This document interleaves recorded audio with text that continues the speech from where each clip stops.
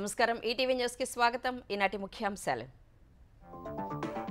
లగచర్ల ఘటనపై తీవ్రమైన రాజకీయ రగడ జాతీయ మానవ హక్కుల కమిషన్ కు బీఆర్ఎస్ ఫిర్యాదు గిరిజనుల పట్ల ప్రభుత్వ తీరుపై బీజేపీ మండిపాటు లగచర్లలో పోలీసుల తీరుపై ఎస్సీ కమిషన్ అభ్యంతరం క్షేత్రస్థాయిలో పరిశీలన 10 రోజుల్లో నివేదిక ఇవ్వాలని సీఎస్ డీజీపీలకు ఆదేశాలు హైదరాబాద్ మెట్రో రెండో దశకు ముందుకు రాని ప్రైవేటు సంస్థలు ప్రభుత్వమే నిర్మించి నిర్వహించే దిశలో కార్యాచరణపై కసరత్తు మహిళలపై నేరాలు ప్రభుత్వ చర్యలపై ఏపీ మండలిలో వాగ్వాదం దిశ యాప్పై స్పష్టతకు వైసీపీ డిమాండ్ అసలు చట్టమే లేదన్న హోంమంత్రి పంచాయతీరాజ్ ల్యాండ్ గ్రాబింగ్ మరో 5 బిల్లులకు ఏపీ శాసనసభ ఆమోదం స్థానిక సంస్థల్లో పోటీకి తొలగనున్న పిల్లల నిబంధన టీటీడీ ప్రక్షాళన దిశలో నూతన పాలకవర్గం నిర్ణయాలు శ్రీవాణి ట్రస్ట్ రద్దుకు ఆమోదముద్ర 2-3 గంటల్లోనే దర్శనానికి చర్యలు ఢిల్లీలో మరింత దిగజారిన గాలి నాణ్యత కాలుష్య నివారణ చర్యల్లో జాప్యంపై సుప్రీం ఆగ్రహం GRAP-4 నిబంధన అమలుకు ఆదేశం మహారాష్ట్ర అసెంబ్లీ ఎన్నికల ప్రచారానికి తెర ఎల్లుండి 288 స్థానాలకు ఒకే విడతలో పోలింగ్ జార్ఖండ్లో రెండో విడత ఓటింగ్కు ఏర్పాట్లు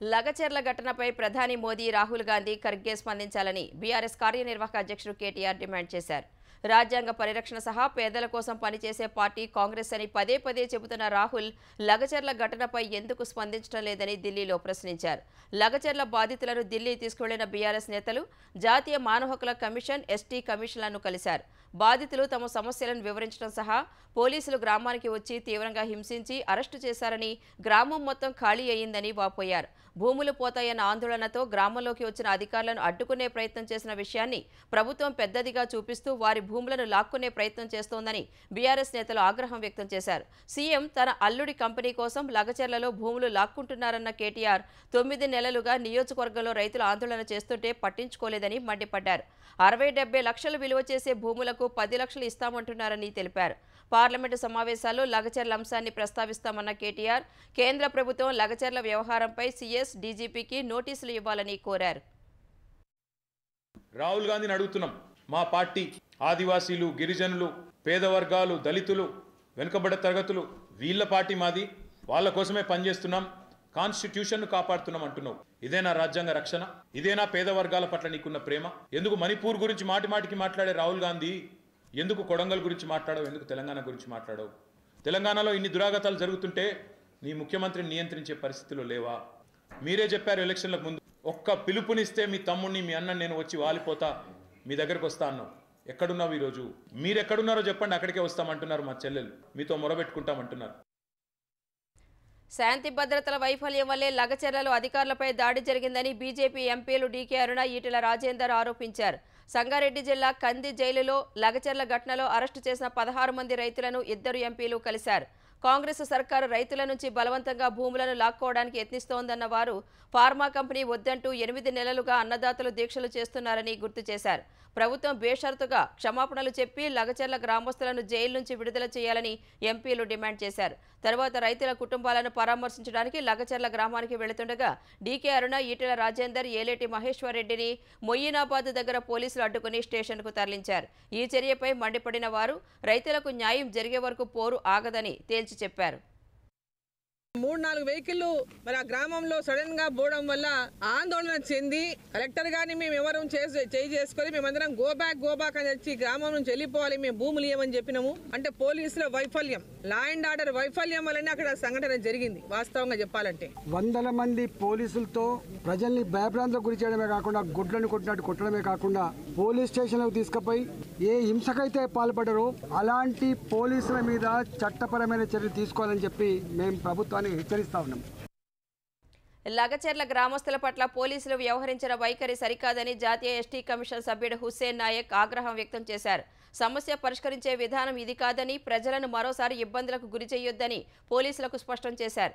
లగచెర్లలో పర్యటించిన ఆయన ఘటనపై గ్రామస్తులతో మాట్లాడి వివరాలు తెలుసుకున్నారు. లగచెర్లకు వచ్చింది కలెక్టర్ అని తమకు తెలియదని గ్రామస్తులు తెలిపారు. భద్రతా సిబ్బంది లేకుండా రావడంతో ఎవరో అనుకున్నామని చెప్పారు. పోలీసులు అర్ధరాత్రి వచ్చి భయభ్రాంతులకు గురి చేశారని, మధ్యాహ్నం జరిగిన ఘటనపై అర్ధరాత్రి రావాల్సిన అవసరం ఏంటని ఎస్టీ కమిషన్ ముందు మహిళలు కన్నీటి పర్యంతమయ్యారు. గొడవ జరిగిన రోజు పొరపాటు జరిగిందన్న గ్రామస్తులు భూములు ఎట్టి పరిస్థితుల్లోనూ ఇచ్చేది లేదని తేల్చి చెప్పారు.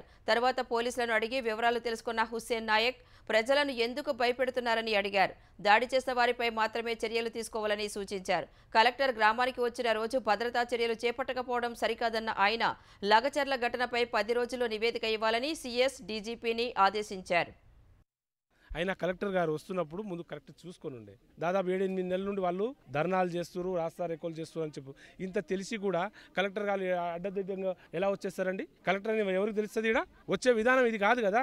నోటీసులు ఇవ్వాలి, ప్రొటెక్ట్ పెట్టుకోవాలి, ప్రొటెక్షన్ చేసుకొని ఏం కావాలి తల్లి ఏం కావాలని అడిగి తెలుసుకొని పోవాలి. అది పోకుండా మీ ఇష్టారాజ్యంగా వచ్చేసి మమ్మల్ని కొట్టిరు తిట్టిరు అని చెప్పేసి ఇప్పుడు కావాలని వాళ్ళ మీద కక్షపూరితంగా కేసులు వేసి రాత్రుల పూట వచ్చి బలవంతం చేయడం, ఇబ్బంది పెట్టడం, అక్రమ అరెస్టులు చేయడం కరెక్ట్ కాదు. వాళ్ళు కొట్టలేదని కలెక్టరే సాక్షాత్ చెప్తున్నారు. మీరు ఎందుకు అరెస్ట్ చేస్తున్నారు? ఇమ్మీడియట్లీ వాళ్ళకి రిలీజ్ చేయండి అని ఇక ముందు ఎవరైనా చేయాలనుకున్నట్టు ఆపండి. ఊర్లలో పికెట్ చేసి పోలీసులను రాత్రిపూట పెట్టకండి. ముందు వాళ్ళని స్వేచ్ఛగా జీవించడానికి ముందు టైం ఇవ్వండి. దాని తర్వాత మీరు ఏం కావాలో చూడండి. కానీ అరెస్టులు మొత్తం ఆపాలే. కాంగ్రెస్ ప్రభుత్వాన్ని అస్థిరపరిచి రాజకీయంగా ప్రయోజనం పొందేందుకు బీఆర్ఎస్, బీజేపీ ప్రయత్నం చేస్తున్నాయని కాంగ్రెస్ నేతలు విమర్శించారు. మాజీ మంత్రి కేటీఆర్, మాజీ ఎమ్మెల్యే పట్నం నరేందర్ రెడ్డి ఉసిగొలిపితేనే గిరిజనులు అధికారులపై దాడి చేశారని ఆరోపించారు. జాతీయ ఎస్టీ కమిషన్ సభ్యుడిని కలిసి లగచెర్లలో జరిగిన ఘటన, బీఆర్ఎస్ హయాంలో ఎస్సీ, ఎస్టీ కుటుంబాలపై జరిగిన దాడులపై వివరించినట్లు చెప్పారు. లగచెర్లలో భూములు కోల్పోయిన వారికి 4 రెట్లు అధికంగా ప్రభుత్వం పరిహారం చెల్లించనుందని తెలిపారు. అమాయక గిరిజనులను అడ్డం పెట్టుకుని కేటీఆర్ రాజకీయం చేస్తున్నారని ఎంపీ బలరాం నాయక్ ధ్వజమెత్తారు. దీని వెనక టీఆర్ఎస్ పార్టీ వాళ్ళు ఉండి చేస్తున్న ఇది అరాచకం. అది అక్కడ ట్రైబల్ భూములు మొత్తం తీసుకున్నది ఎంతంటే 200 చిల్లర ఎకరాలే ఉంది. అరెస్ట్ చేసిన దాంట్లో కూడా 7గురికి అసలు భూములే లేవు. దాంట్లో వాళ్ళు ఏం చేశారంటే టీఆర్ఎస్ పార్టీ కాబట్టి ఈ గవర్నమెంట్ ను బ్లేమ్ చేయాలి, ఒక ఉద్దేశపూర్వకంగా చేస్తున్న ఇది తప్ప వేరేదేమీ లేదు. ముఖ్యమంత్రి రేవంత్ రెడ్డి రేపు ఉమ్మడి వరంగల్ జిల్లాలో పర్యటించనున్నారు. హన్మకొండ ఆర్ట్స్ కళాశాల మైదానంలో జరగనున్న బహిరంగ సభలో పాల్గొనున్న సీఎం అక్కడి నుంచే కాళోజీ కళాక్షేత్రాన్ని ప్రారంభిస్తారు. స్వయం సహాయక బృందాల మహిళలతో మాట్లాడనున్న ఆయన తెలంగాణలోని 22 జిల్లా కేంద్రాల్లో ఇందిరా మహిళా శక్తి భవనాలకు వర్చువల్గా శంకుస్థాపన చేయనున్నారు. ముఖ్యమంత్రి పర్యటన నేపథ్యంలో వరంగల్ జిల్లాపై వరాల జల్లు కురిపించిన ప్రభుత్వం తాజాగా నగరంలో భూగర్భ డ్రైనేజ్ పథకానికి ఆమోదం తెలిపింది. 4170 కోట్లతో వరంగల్ భూగర్భ డ్రైనేజ్ పథకానికి ముఖ్యమంత్రి రేవంత్ రెడ్డి ఆమోదం తెలిపినట్లు మంత్రి శ్రీధర్ బాబు వెల్లడించారు. జిల్లా మంత్రులు, ఇతర ప్రజాప్రతినిధులతో కలిసి సభ ఏర్పాట్లను పరిశీలించిన ఆయన మామునూరు విమానాశ్రయం భూసేకరణకు నిధులు కేటాయించడం సహా శరవేగంగా నిర్మాణానికి చర్యలు చేపట్టనున్నట్లు వివరించారు. వరంగల్ నగరంలో భూగర్భ డ్రైనేజ్కి సంబంధించి గత బీఆర్ఎస్ ప్రభుత్వం నాంచివేత ధోరణి అవలంబించిందని విమర్శించారు. అనేక సంవత్సరాలుగా అండర్ గ్రౌండ్ డ్రైనేజ్ విషయంలో స్పష్టత రాకుండా గత ప్రభుత్వం ఇవాళ చేస్తున్నాం, రేపు చేస్తున్నామని చెప్పి వాటి విషయంలో మాట్లాడకుండా ఉంటే మా ప్రభుత్వం బాధ్యతాయుతంగా 4170 కోట్ల రూపాయలతో అండర్ గ్రౌండ్ డ్రైనేజ్కి సంబంధించిన పనులను శాంక్షన్ చేయించడం జరిగింది. ఢిల్లీ, తిరుపతి, బెంగళూరు విమానాశ్రయాల తరహాలో మామునూరు ఎయిర్పోర్ట్ అభివృద్ధి చేస్తామని తెలంగాణ రోడ్లు, భవనాల శాఖ మంత్రి కోమటిరెడ్డి వెంకటరెడ్డి అన్నారు. సాంకేతిక సమస్యలను అధిగమించడం సహా కేంద్రాన్ని ఒప్పించి ఎయిర్పోర్ట్ నిర్మాణం ప్రారంభిస్తున్నామని వెల్లడించారు. భూసేకరణ కోసం 205 కోట్లు విడుదల చేస్తూ రాష్ట్ర ప్రభుత్వం జీవో జారీ చేసిందన్న ఆయన తెలంగాణలో ప్రతిపాదిత 4 విమానాశ్రయాలను కూడా 4 ఏళ్లలో సాధిస్తామని ఆశాభావం వ్యక్తం చేశారు. 7 ఏళ్లుగా నిలిచిపోయిన ఉప్పల్, నారపల్లి ఎలివేటెడ్ రహదారి పనులు జరుగుతున్నట్లు చెప్పిన మంత్రి ఏడాదిన్నరలో ఉప్పల్, మేడిపల్లి ఫ్లైఓవర్ పూర్తి చేస్తామని చెప్పారు. హైదరాబాద్ రీజనల్ రింగ్ రోడ్ ఉత్తర భాగం భూసేకరణ పూర్తి కావచ్చిందన్న మంత్రి 4 ఏళ్లలో పనులు పూర్తి చేసేలా చర్యలు చేపడుతున్నట్లు వివరించారు.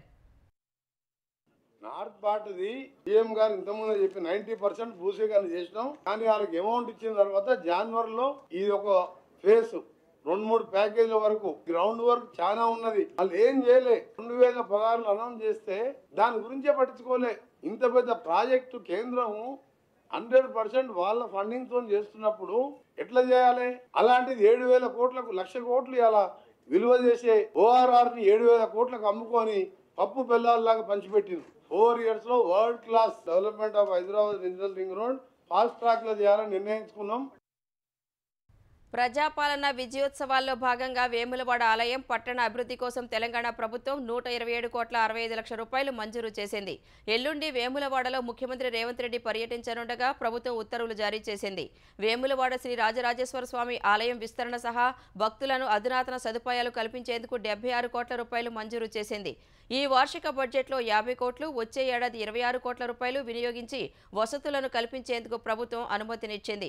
ఆలయం నుంచి మూలవాగు బ్రిడ్జి వరకు రోడ్డు విస్తరణ పనుల కోసం అవసరమైన భూసేకరణకు 47,85 రూపాయలు మంజూరు చేసింది.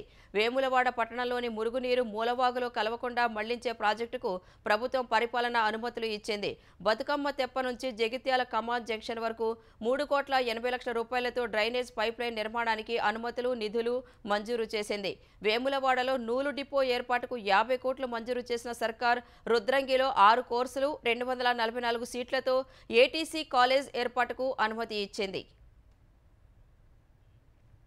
ఆంధ్రప్రదేశ్లో మహిళలపై నేరాలు, ప్రభుత్వ చర్యలకు సంబంధించి శాసన మండలిలో అధికార ప్రతిపక్షాల సభ్యుల మధ్య తీవ్రస్థాయిలో వాదోపవాదాలు జరిగాయి. కూటమి ప్రభుత్వంలో మహిళలపై నేరాలు పెరిగాయని ఆరోపించిన వైసీపీ ఎమ్మెల్సీలు వరదు కళ్యాణి, కల్పలత, యేసురత్నం దిశ యాప్ వినియోగంపై స్పష్టత ఇవ్వాలని కోరారు. వైసీపీ సభ్యుల ఆరోపణలపై మండిపడిన హోంమంత్రి అనిత దిశ చట్టం అమల్లో ఉంటే వైసీపీ హయాంలో నేరాలు ఎందుకు పెరిగాయని నిలదీశారు. వైసీపీ హయాంలో కంటే కూటమి ప్రభుత్వంలో నేరాలు తగ్గాయని వివరించారు. ఈ క్రమంలో వైసీపీ సభ్యులు నినాదాలు చేయగా గందరగోళం చోటు చేసుకుంది. వైసీపీ సభ్యుల తీరుపై మండిపడిన హోంమంత్రి జగన్ తన తల్లి, చెల్లికి అన్యాయం చేస్తే కూటమి ప్రభుత్వం చర్యలు తీసుకుంటోందన్నారు. మంత్రి అనిత తమ ప్రశ్నలకు సూటిగా సమాధానం ఇవ్వలేదన్న వైసీపీ ఎమ్మెల్సీలు అందుకు నిరసనగా సభ నుంచి వాకౌట్ చేశారు. పోలీసుల వైఫల్యం ఇప్పుడు కాదు అధ్యక్ష. 5 నెలల కాలంలో వాళ్ళ దగ్గర వసతులు లేకపోయినా, వెహికల్స్ లేకపోయినా, వాళ్ళకి ఫోరెన్సిక్ ల్యాబొరేటరీ అన్నది వాళ్ళ దగ్గర లేకపోయినా, అదేవిధంగా వాళ్ళకి కనీసం ఫింగర్ ప్రింట్ ఐడెంటిఫికేషన్ డివైజెస్ లేకపోయినా ఈ 5 నెలల్లో వితిన్ 24 గంటల నుంచి 48 గంటల్లో నేరస్తులు పట్టుకుని రిమాండ్కి పంపించిన ఘనత మా పోలీసు వ్యవస్థ అధ్యక్ష. 5 సంవత్సరాలు పోలీసులు ఎట్టున్నారు అధ్యక్ష? తెలుగుదేశం పార్టీ ఇళ్ల దగ్గర పరదాలు కట్టడానికి, చెట్టు నరకడానికి, ఇంట్లో రోడ్డు మీదకి వచ్చేసరికి కాపులాలు కాయడానికి తప్పించి ఏ రోజైనా కనీసం ఒక ఆడపిల్లని రక్షించే విషయంలో నిజంగానే దిశ యాప్ ద్వారా నిజంగానే నేరాలు తగ్గించేసాము, లేకపోతే నేరాలకు సంబంధించి మేము చాలా మందిని పట్టేసుకున్నామంటే రికార్డ్స్ ఎందుకు నేరాలు పెరిగిపోయినాయని చెప్తుంది అధ్యక్ష. ఏపీలో అరబిందో సంస్థ నిర్వహిస్తున్న అంబులెన్స్లు ప్రజల ప్రాణాలు తీస్తున్నాయని సర్వేపల్లి ఎమ్మెల్యే సోమిరెడ్డి చంద్రమోహన్ రెడ్డి ఆరోపించారు. గోల్డెన్ అవర్ ప్రమాణాలను ఎక్కడా పాటించలేదని, తద్వారా వేల మంది ప్రాణాలు తీసిందని ఆక్షేపించారు. శాసనసభలో ప్రశ్నోత్తరాల అనంతరం ప్రవేశపెట్టిన సావధాన తీర్మానంపై సోమిరెడ్డి మాట్లాడారు. అంబులెన్సుల్లో అత్యవసర ఔషధాలేవీ లేకుండానే కాలం గడిపేసిందని వ్యాఖ్యానించారు. ఫెమా నిబంధనల్ని ఉల్లంఘించినట్టుగాను ఆరోపణలు ఉన్నాయని అన్నారు. కేవలం విజయసాయిరెడ్డి బంధువుగా ఉండి గత ప్రభుత్వ హయాంలో టెండర్ పొందిన అరబిందో తీవ్ర నిర్లక్ష్యంగా వ్యవహరించిందని చెప్పారు. ఈ వ్యవహారంపై విచారణ చేయాల్సిందిగా సీనియర్ ఎమ్మెల్యేలు ధూళిపాళ్ల నరేంద్ర, బుచ్చయ్య చౌదరిలు కూడా డిమాండ్ చేశారు. 336 పాత వాహనాలనే వినియోగించి ప్రభుత్వ సొమ్మును కాజేశారని సభ్యులు తీవ్రస్థాయిలో మండిపడ్డారు. దీనిపై సమాధానమిచ్చిన మంత్రి నిర్వహణ లోపంపై అరబిందోకి నోటీసులు జారీ చేసినట్టు తెలిపారు. ఈ అంపశయ్యం, ఈ అంబులెన్సులు గత కొన్ని సంవత్సరాలుగా ఉన్న మాట వాస్తవం అధ్యక్ష. ఇంత దారుణమైన పరిస్థితులు కల్పించి ఇవాళ మళ్ళా మీరే విమర్శలు చేయడం, ఈ ప్రభుత్వం మీద తినమరిగిన కోడి దెబ్బెక్కి కూసిందట, ఆ రకంగా ఉంది అధ్యక్ష. ఇప్పటికీ 678 కోట్ల దాకా చెల్లింపులు జరిగాయి, ఇంకా చెల్లింపులు చేయాల్సినవి కూడా ఉన్నాయి. కాబట్టి ఎక్కడెక్కడ అవినీతి జరిగింది, ఏ స్థాయిలో జరిగిందనే విషయాన్ని మీద ఎంక్వైరీ వేసే ప్రయత్నం చేస్తాం. ఏ రకంగా చర్యలు తీసుకోవాలనే విషయాన్ని కూడా ప్రభుత్వం నిర్ణయిస్తుంది అధ్యక్ష. ఆంధ్రప్రదేశ్ శాసనసభ ఇవాళ 7 బిల్లులను ఆమోదించింది. ఏపీ పంచాయతీరాజ్ సవరణ బిల్లు 2024, మున్సిపల్ సవరణ బిల్లు 2024కు ఆమోదం తెలిపింది. స్థానిక సంస్థల్లో పోటీకి 3 పిల్లలు ఉంటే పోటీకి అనర్హత అనే నిబంధన ఎత్తివేస్తూ చట్ట సవరణ చేసింది.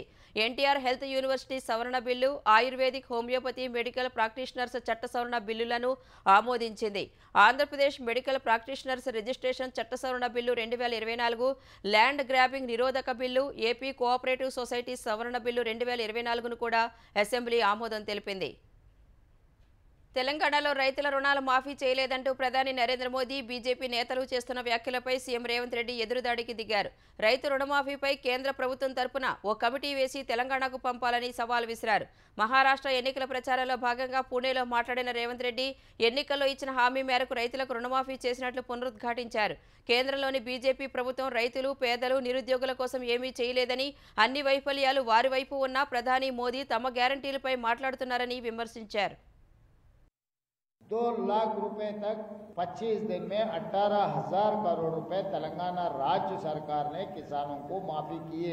हर किसान का खाता आपको डिटेल हम देंगे तेलंगाना सरकार के तरफ से। नरेंद्र मोदी जी और भारतीय जनता पार्टी के नेता लोगों से मैं साफ साफ ये कहना चाहता हूँ, अगर सचमुच आपको हिम्मत है तो ये कमेटी फॉर्म कर दे के गवर्नमेंट ऑफ इंडिया से कोई मंत्री और ऑफिसर्स के कमेटी तेलंगाना को भेजो आज ही। अगर आने के लिए आपको किराए पैसा नहीं है तो मैं हवाई जहाज भेजूंगा। अब दिल्ली में रहा तो दिल्ली को भेजूंगा, या नहीं तो मुंबई में रहा तो मुंबई को हवाई जहाज मैं भेजूंगा। आप आओ। తెలంగాణలో బీఆర్ఎస్ కాంగ్రెస్ దిగజారుడు రాజకీయాలు చేస్తున్నాయని బీజేపీ తెలంగాణ అధ్యక్షుడు కేంద్ర మంత్రి కిషన్ రెడ్డి ధ్వజమెత్తారు. కేసీఆర్, రేవంత్ రెడ్డి రాజకీయాల్లో నైతిక విలువలు వదిలేసి పూర్తిగా భ్రష్టు పట్టించే ప్రయత్నం చేస్తున్నారని మండిపడ్డారు. రంగారెడ్డి జిల్లా అబ్దుల్లాపూర్మేట్ మండలం మన్నెగూడలో బీజేపీ రాష్ట్ర వర్క్షాప్నకు హాజరైన కిషన్ రెడ్డి బీజేపీ నిర్మాణాత్మక రాజకీయాలు చేస్తుందని తెలిపారు. కాంగ్రెస్ ప్రభుత్వం వచ్చి 340 రోజులు గడిచినా ఏ మార్పు లేదని, గత బీఆర్ఎస్ మాదిరిగానే పాలన ఉందని ఆరోపించారు. ఏ మొక్క పెట్టుకుని మహారాష్ట్రకి వెళ్తున్నారు మీరు? ఇక్కడ మీరు ఇచ్చినటువంటి గ్యారంటీలు ఏం అమలు చేశారు? అది రైతాంగ సమస్యలు తీసుకున్నా, మహిళల సమస్యలు తీసుకున్నా, బడుగు బలైన వర్గాల సమస్యలు తీసుకున్నా, దళిత సామాజిక వర్గానికి ఇవ్వాల్సినటువంటి సమస్యలు తీసుకున్నా, యువకుల సమస్యలు తీసుకున్నా, ఏ ఒక్క సమస్య కూడా ఎన్నికల ప్రణాళికలు చెప్పినటువంటి ప్రకారం ఏ ఒక్కటి కూడా అమలు చేయకుండా మహారాష్ట్ర న్యూస్ పేపర్లో మరాఠీ భాషలో తెలంగాణ కాంగ్రెస్ పార్టీ పేరు మీద ఫ్రంట్ పేజ్ అడ్వర్టైజ్మెంట్ ఇస్తున్నారు. ఆ అడ్వర్టైజ్మెంట్ చూసిన తర్వాత నవ్వాలో ఏడవాలో అర్థమని కనిపిస్తుంది. ప్రస్తుతం హైదరాబాద్ మెట్రో రైలు ప్రాజెక్టు నష్టాల్లో కొనసాగుతున్నందున రెండో దశ నిర్మాణానికి ప్రైవేటు సంస్థలు ముందుకు రాలేకపోతున్నాయని ఆ సంస్థ ఎండీ ఎన్వీఎస్ రెడ్డి తెలిపారు. ప్రతి ఏడాది 1,300 కోట్ల రూపాయల నష్టం వస్తోందని వెల్లడించారు. ఇప్పటి వరకు హైదరాబాద్ మెట్రోకు 6,000 కోట్ల వరకు నష్టాలు వచ్చాయని చెప్పారు. హైదరాబాద్లోని ఆడిట్ జనరల్ కార్యాలయంలో నిర్వహించిన ఆడిట్ వీక్ కార్యక్రమానికి హాజరైన ఎన్వీఎస్ రెడ్డి హైదరాబాద్లో మెట్రో రైలు ప్రస్థానంపై మాట్లాడారు. మిగతా రాష్ట్రాల తరహాలో ప్రభుత్వమే మెట్రో రైలు నిర్వహణ బాధ్యతలు తీసుకోవాలని ముఖ్యమంత్రి రేవంత్ రెడ్డి ఆలోచిస్తున్నట్లు ఎన్వీఎస్ రెడ్డి వెల్లడించారు. కొన్ని రోజుల విరామం తర్వాత హైడ్రా అధికారులు మళ్లీ రంగంలోకి దిగారు. సంగారెడ్డి జిల్లా అమీన్పూర్లో రోడ్డుకు అడ్డంగా నిర్మించిన భవనాన్ని హైడ్రా సిబ్బంది కూల్చివేశారు. వందనపురి కాలనీ సర్వే నెంబర్ 848లో రోడ్డుకు అడ్డంగా అక్రమంగా ఇల్లు నిర్మించారంటూ స్థానికులు హైడ్రా అధికారులకు ఫిర్యాదు చేశారు. రంగంలోకి దిగిన హైడ్రా సిబ్బంది తెల్లవారుజామున జేసీబీ సహాయంతో ఇళ్లను కూల్చివేశారు. ఎటువంటి ఘటనలకు తావు లేకుండా పోలీసులు తగు జాగ్రత్తలు తీసుకున్నారు. మరోవైపు lake man of India Anand మల్లిగావాడ్తో కలిసి చందానగర్లో పర్యటించిన హైడ్రా కమిషనర్ రంగనాథ్ బక్షుకుంట, రేగులకుంటను పరిశీలించారు. మల్లిగావాడ్ ఫౌండేషన్తో కలిసి తొలి దశలో హైదరాబాద్లో 10 చెరువులు పునరుద్ధరిస్తామని రంగనాథ్ వెల్లడించారు. సినీ నటుడు పోసాని కృష్ణమురళిపై ఏపీసీఐడీ పోలీసులు కేసు నమోదు చేశారు. గత నెల 9న తెలుగు యువత ఏపీ ప్రతినిధి వంశీకృష్ణ ఇచ్చిన ఫిర్యాదుపై సిఐడీ అధికారులు కేసు నమోదు చేశారు. సెప్టెంబర్ 28న పోసాని సీఎం చంద్రబాబును కించపరిచే విధంగా ప్రసార మాధ్యమాల్లో మాట్లాడారని ఫిర్యాదులో తెలిపారు. వర్గాల మధ్య విభేదాలు సృష్టించేలా చంద్రబాబు వ్యాఖ్యానించారంటూ విలేకరుల భేటీలో పోసాని ఆరోపించినట్లు తెలిపారు. సీఎం వ్యక్తిత్వాన్ని కించపరిచేలా దూషించారంటూ ఫిర్యాదు చేశారు. పోసాని వ్యాఖ్యలు తెలుగుదేశం పార్టీ కార్యకర్తల మనోభావాల్ని దెబ్బతీశాయని పేర్కొన్నారు. పోసాని కృష్ణ మార్ఫింగ్ చేసిన ఫోటోలను చూపారని ఆరోపించారు. పోసానిపై చట్టపరంగా చర్యలు తీసుకోవాలని కోరారు. సినీ దర్శకుడు రామ్ గోపాల్ వర్మకు ఏపీ హైకోర్టులో చుక్కెదురైంది. ప్రకాశం జిల్లా మద్దిపాడు పోలీసులు నమోదు చేసిన కేసులో అరెస్టు నుంచి రక్షణ కల్పించాలన్న వర్మ అభ్యర్థనను హైకోర్టు తోసిపుచ్చింది. అరెస్టుపై ఆందోళన ఉంటే బెయిల్ పిటిషన్ దాఖలు చేయాలని సూచించింది. రేపటి పోలీసు విచారణకు కొంత సమయం ఇచ్చేలా ఆదేశించాలని వర్మ కోరగా ఆ అభ్యర్థనను పోలీసుల ముందు చేసుకోవాలని, తమ ముందు కాదని తేల్చి చెప్పింది. చంద్రబాబు, పవన్ వ్యక్తిత్వాలను కించపరిచేలా వర్మ పోస్టులు పెట్టారని టీడీపీ మద్దిపాడు మండల ప్రధాన కార్యదర్శి పోలీసులకు ఫిర్యాదు చేశారు. దీనిపై పోలీసులు నమోదు చేసిన కేసును కొట్టివేయాలని రామ్ గోపాల్ వర్మ వేసిన పిటిషన్పై విచారించిన ధర్మాసనం ఫిర్యాదుదారుడికి నోటీసులు జారీ చేసింది. తదుపరి విచారణను వాయిదా వేసింది.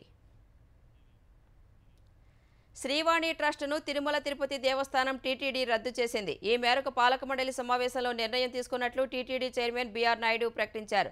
సర్వదర్శనానికి వచ్చే భక్తులకు 2 నుంచి 3 గంటల్లోగా దర్శనం జరిగేలా చర్యలు తీసుకుంటామన్నారు. పర్యాటక శాఖ ద్వారా ఇచ్చే దర్శన టికెట్లు రద్దు చేస్తున్నట్లు తెలిపారు. స్థానికులకు ప్రతి నెల మొదటి మంగళవారం శ్రీవారి దర్శన అవకాశం కల్పిస్తామని, ప్రస్తుతం టీటీడీలో పనిచేస్తున్న అన్యమత ఉద్యోగులను ఏపీ ప్రభుత్వానికి బదిలీ చేయనున్నట్లు తెలిపారు. తిరుమలలో నిర్మిస్తున్న ముంతాజ్ హోటల్ అనుమతి రద్దు చేసినట్లు చెప్పారు. తిరుమలలో రాజకీయాలు మాట్లాడకుండా చర్యలు తీసుకుంటామన్న ఆయన ప్రైవేటు బ్యాంకుల్లోని టీటీడీ నగదును ప్రభుత్వ బ్యాంకుల్లోకి మారుస్తామని వివరించారు. శారదాపీఠం లీజును రద్దు చేసి ఆ స్థలాన్ని స్వాధీనం చేసుకుంటామన్నారు. తిరుమల డంపింగ్ యార్డ్లో ఉన్న చెత్తను 3 నెలల్లో తొలగిస్తామన్న ఆయన శ్రీనివాస సేతు పై వంతెనకు గరుడ వారధిగా నామకరణం చేయాలని నిర్ణయించినట్లు చెప్పారు. మహారాష్ట్ర, జార్ఖండ్లో ప్రచార పర్వానికి తెరపడింది. నవంబర్ 20న మహారాష్ట్రలో 288 స్థానాలకు ఒకే విడతలో ఎన్నికలు జరగనుండగా జార్ఖండ్ రెండో విడతలో 38 స్థానాలకు పోలింగ్ నిర్వహించనున్నారు. మహారాష్ట్రలోని 288 స్థానాలలో 4136 మంది అదృష్టం పరీక్షించుకుంటున్నారు. అధికార కూటమి మహాయుతిలో భాగమైన బీజేపీ 149 స్థానాల్లో అభ్యర్థులను నిలిపింది. ముఖ్యమంత్రి ఏక్నాథ్ సింధే నేతృత్వంలోని శివసేన 81 మందిని బరిలోకి దింపింది. ఉప ముఖ్యమంత్రి అజిత్ పవార్ ఆధ్వర్యంలోని ఎన్సీపీ 59 మందిని పోటీకి నిలబెట్టింది. విపక్ష కూటమి మహావికాస్ అఘాడీ ఎంవీఏలో కాంగ్రెస్, ఉద్ధవ్ ఠాక్రే, శివసేన, శరద్ పవార్కు చెందిన ఎన్సీపీ ఉన్నాయి. కాంగ్రెస్ 101 మంది అభ్యర్థులను నిలపగా శివసేన యూబీటీ 95, ఎన్సీపీ శరద్ చంద్ర పవార్ పార్టీ 86 మందిని పోటీకి దించింది. జార్ఖండ్లో ఎల్లుండి పోలింగ్ జరిగే 38 స్థానాల్లో 522 మంది పోటీలో ఉన్నారు. జార్ఖండ్లోని 81 శాసనసభ స్థానాలు ఉండగా ఈ నెల 13న 43 స్థానాలకు పోలింగ్ జరిగింది. దేశ రాజధానిలో గాలి నాణ్యత మరింత దిగజారింది. అనేక ప్రాంతాలను దట్టమైన పొగమంచు కప్పేయగా వాయు నాణ్యత సివియర్ ప్లస్ స్థాయికి పడిపోయింది. ఈ ఉదయం 7 గంటలకు గాలి నాణ్యత 483గా నమోదైంది. కాలింది కుంచు ప్రాంతంలోని యమునా నదిలో హానికారక నురుగు తేలుతూ కనిపించింది. ఢిల్లీ వాసులు శ్వాస తీసుకోవడానికి ఇబ్బంది పడుతుండగా కొందరు కళ్లల్లో మంట, చికాకుగా ఉందని చెబుతున్నారు. దగ్గు, జలుబు వేధిస్తున్నాయని మరికొందరు చెబుతున్నారు. దట్టమైన పొగమంచులోనే రైళ్ల రాకపోకలు సాగుతున్నాయి. ఈ పరిస్థితుల్లో 10, 12 తరగతుల మినహా మిగిలిన విద్యార్థులందరికీ భౌతిక తరగతులను నిలిపివేస్తున్నట్లు ఢిల్లీ సీఎం అతిషి ప్రకటించారు. రాజధాని ప్రాంతంలో ఇవాళ్టి నుంచి గ్రేడెడ్ రెస్పాన్స్ యాక్షన్ ప్లాన్ 4ను అమలు చేస్తున్నట్లు తెలిపారు. అత్యవసర, నిత్యావసర వస్తువులను తీసుకువెళ్లే ట్రక్కుల మినహా ఢిల్లీలోకి అనవసరమైన ట్రక్కుల రాకపోకలను నిషేధించారు. హస్తినాలో గాలి నాణ్యత 450 కంటే తగ్గినప్పటికీ గ్రేడెడ్ రెస్పాన్స్ యాక్షన్ ప్లాన్ 4ను కొనసాగించాలని దేశ రాజధాని ప్రాంతంలోని అన్ని రాష్ట్రాలను సుప్రీంకోర్టు ఆదేశించింది. జీఆర్ఏపీ 4ను అమలు చేసేందుకు అధికార బృందాలను తక్షణమే రంగంలోకి దింపాలని సూచించింది. కాలుష్యరహిత వాతావరణంలో పౌరులు జీవించేలా ఏర్పాట్లు చేయాల్సిన రాజ్యాంగపరమైన బాధ్యత అన్ని రాష్ట్రాలకు ఉందని తేల్చి చెప్పింది. ఈ మేరకు justice Abhay S Oka, justice Augustine George Masih ధర్మాసనం ఆదేశాలను జారీ చేసింది. స్టేజ్ 4 నిబంధనల ఉల్లంఘన జరిగితే ఫిర్యాదులు చేసేలా యంత్రాంగాన్ని కూడా ఏర్పాటు చేయాలని రాజధాని పరిధిలో రాష్ట్రాలకు మధ్యాహ్నం జరిగిన విచారణలో నిర్దేశించింది.